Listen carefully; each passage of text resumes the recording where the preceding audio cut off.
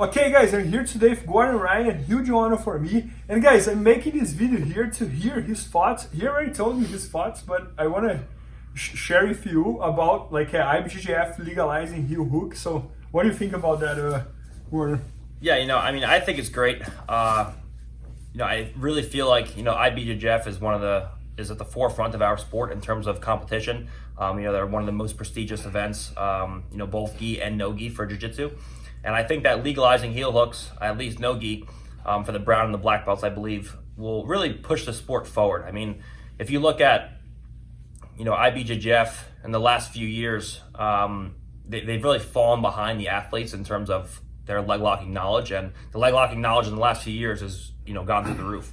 And even if you watch my 2018 no gi pans, no gi worlds matches, I mean, I don't even leg lock people, but it's just so easy to enter into cross hashigurami, and use it to sweep people, use it to elevate people, use it to move around the body. And these guys just didn't know. They didn't have the knowledge because it was never a position that they had to use because they were never inclined to do. They were never allowed to do leg locks.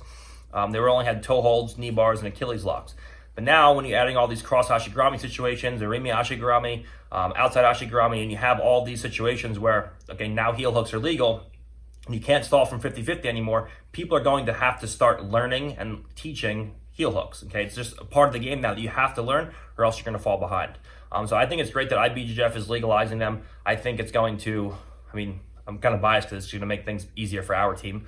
But I think it's, great that, they're legalizing them. I think it's going to push the sport forward, and I think that it's going to really force guys to start thinking more about the sport if they want to stay on top.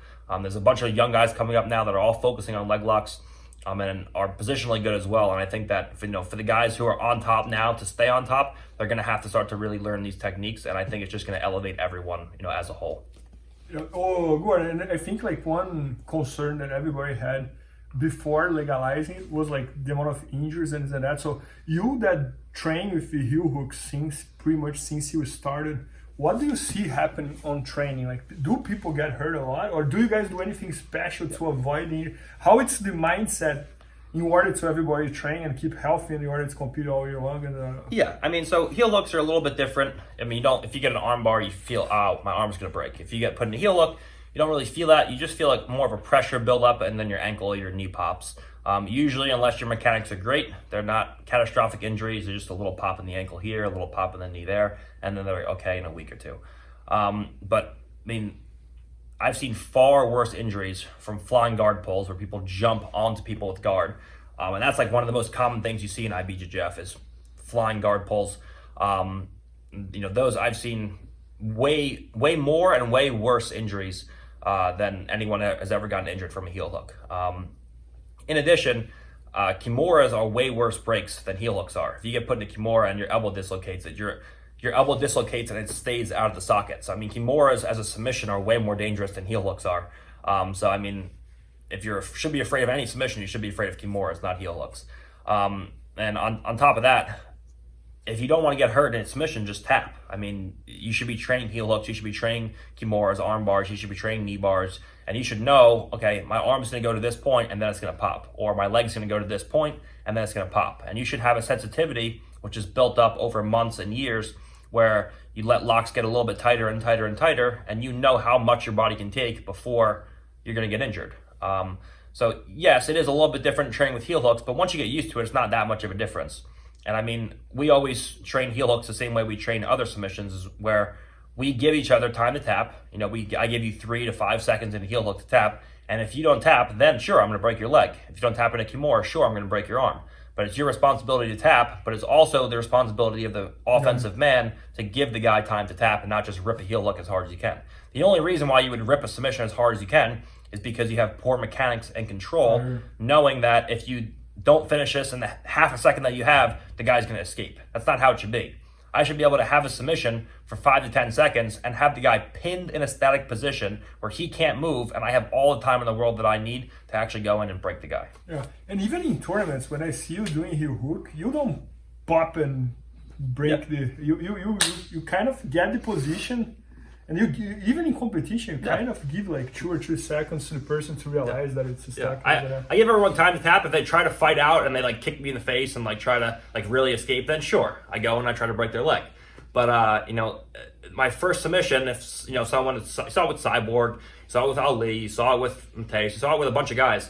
I always give guys time to tap, and I know that they're dead to rights. If they don't tap, their leg's gonna break. But you know, most of the time they can't move.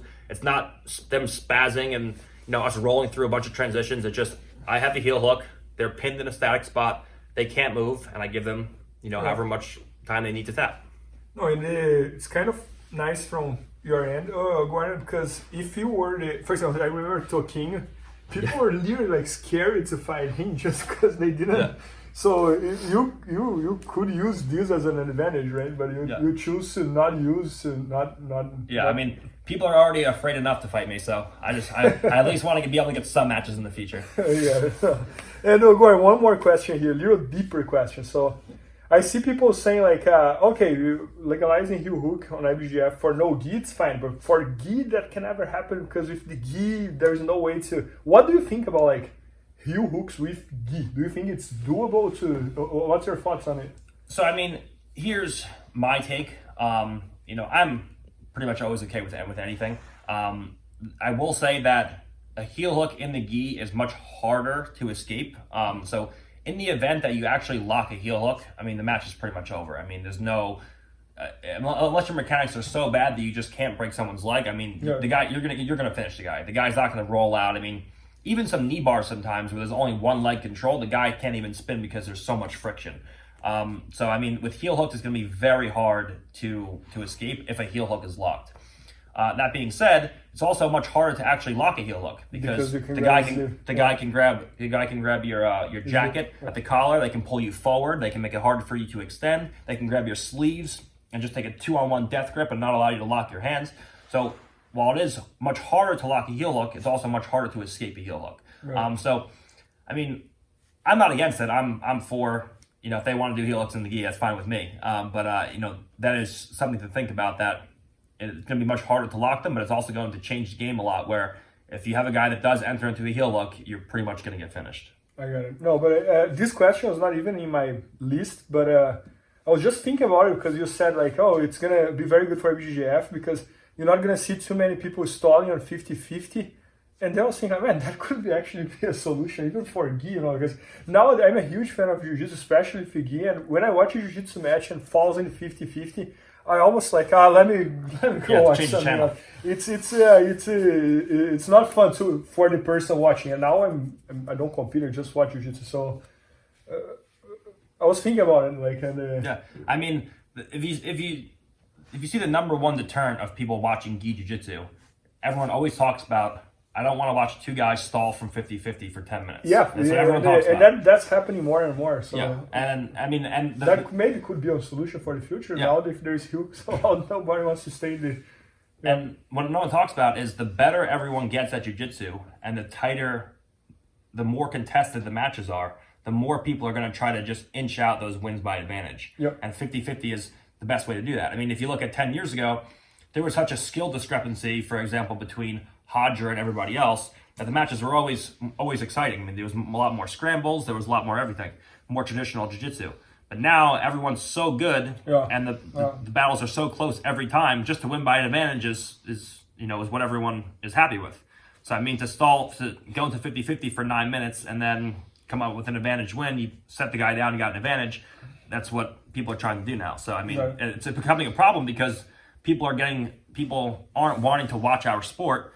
And us as competitors, we need people to watch the sport so they can make money. So it's becoming a real issue now where people are just going in and they're having the mindset of an amateur athlete, where an amateur athlete is really, the only job for an amateur athlete is to win.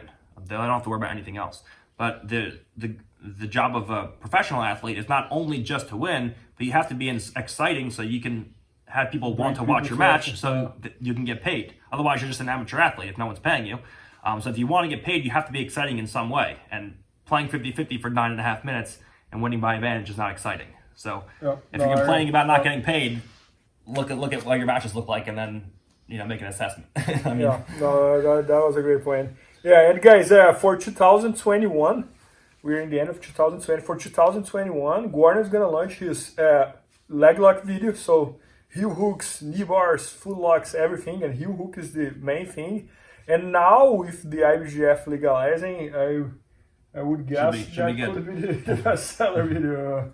Gordon, yeah. So guys, we are super excited about it, and I hope you enjoyed Gordon's thoughts on the IBJJF legalizing heel hooks. Please help me out to grow my YouTube channel. Just click subscribe. And to watch more videos, just click under see more videos. I hope you enjoyed. BJJFanatics.com. Use the promo code YouTubeFaria to get 10% off any instructional video. Improve your jiu-jitsu faster.